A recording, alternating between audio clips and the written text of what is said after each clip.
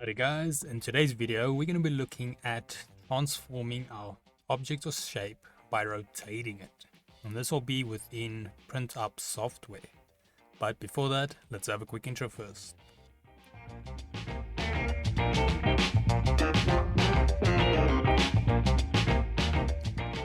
So today's video can be found on softwaretraining.co.za. We make short and easy to watch problem solving videos, and we also have daily updates. Well, if we head back into the program here, now in the previous video we looked at moving our shapes. Now we're going to be looking at rotating it, like I mentioned in the intro. So now in order for this to work, once again you need to have something selected. So I'm going to select our object, and you can see we are still in our move tool from our previous video. So I'm just going to switch it over to rotate. Now once again, there's two main ways we can go about this, either using the widgets on screen or the actual values. Now with the move, if you can remember, we could just click anywhere and move it around with our left mouse button. This will not work with the rotate, as we have to define which one of these rings we want to rotate it around. So you can always make your viewport to the relevant angles, then it makes it way more easy to understand. So if we want to do it on this ring, we just go more to the top and then we can adjust it accordingly. Or if we want to do it on the green ring, we can do that and then it will snap it to the actual floor. So that is how you'll go about rotating your shape with the actual viewport. It's very convenient. There is a little, you can also slow down the rotation, but we'll get to that in a second.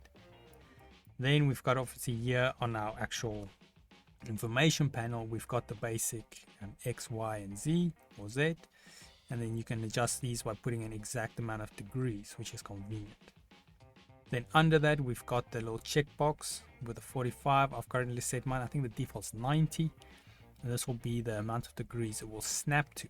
So if I go from the top view and I rotate this, you will see there 45 degrees, 90 degrees, so it does it in 45-degree increments. You can adjust this to anything you want, so you can do it 180 or whatever you want, and then it will automatically snap it to those amounts. Now if you don't want that and you want more of a freehand, you can obviously uncheck that, and then if we now rotate it, you can see we can go to any degree amount available.